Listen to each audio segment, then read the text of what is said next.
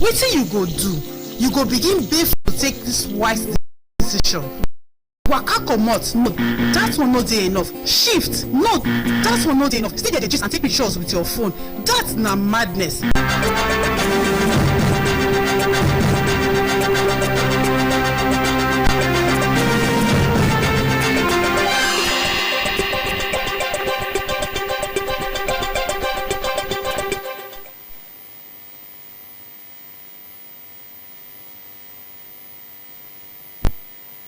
Glad to have you. You're watching the Delta TV News at 8. The global scene is next as we join our world news desk.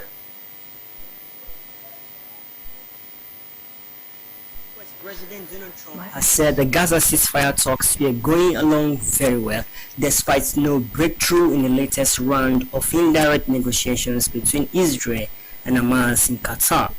Trump spoke to reporters as he hosted Israeli Prime Minister Benjamin Netanyahu in Washington, D.C. yesterday evening. Thereafter, a senior Israeli political official said the talks in Doha were still some way off from what Israel wanted to achieve.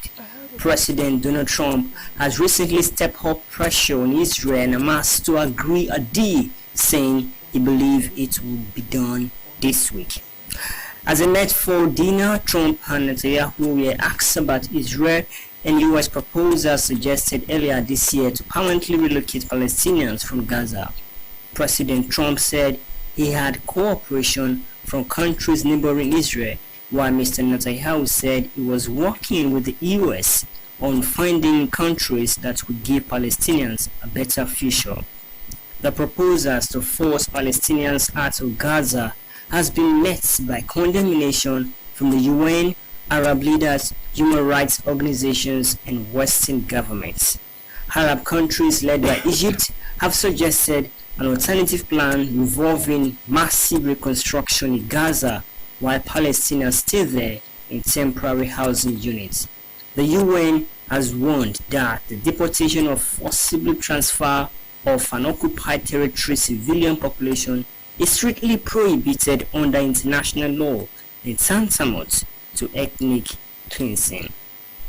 Mr. Netanyahu also appeared to again rule out any potential Palestinian statehood, saying that Israel will always keep security control over the Gaza Strip. Let's join our business news desk for happenings in the business sector. Price of Nigeria's bonylite dropped to $70 per barrel yesterday, down from $77 per barrel recorded in June 2025 following the ceasefire in the Israel-Iran conflict.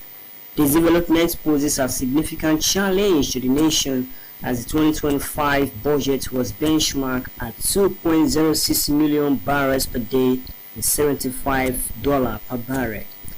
Dr. D. Ron Fawebe, chairman of International Energy Services Limited, attributed the price drop to short-lived fears about possible disruption or restriction in the flow of oil in the international markets.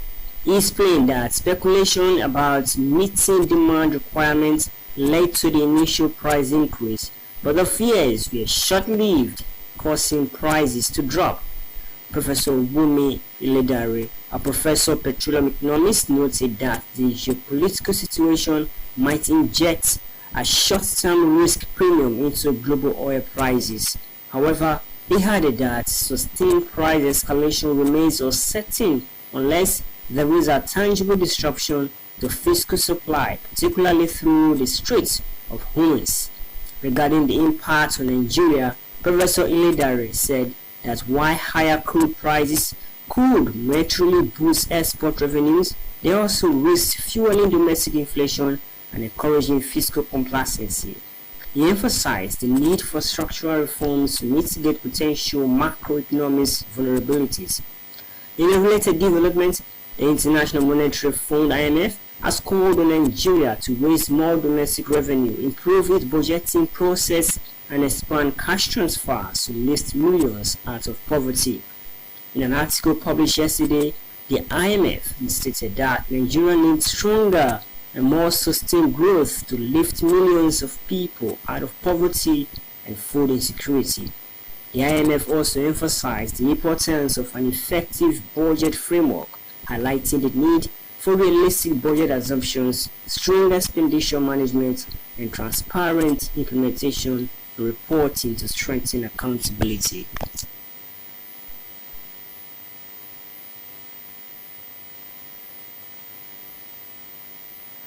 Our thoughts for the day. Failure is not the opposite of success. It is a stepping stone towards it. To end the Delta Television News at 8, a recap of the stories we brought to you again.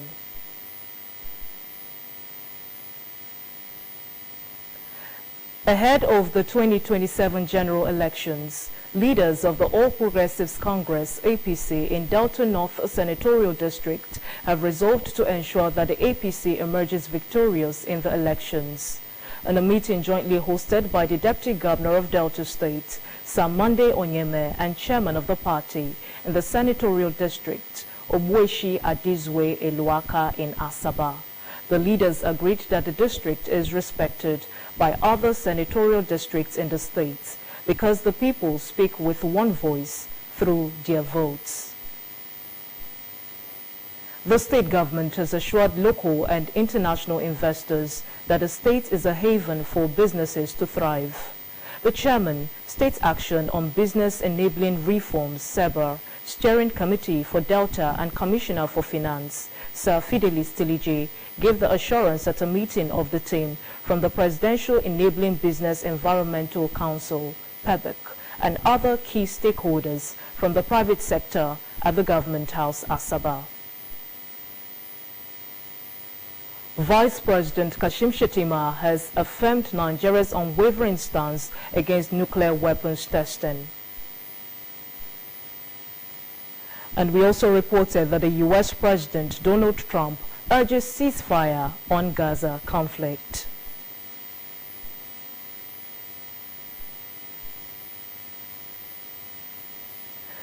That ends the Delta Television News. On behalf of the news editor and the production team, my name is Perpetua Iboba.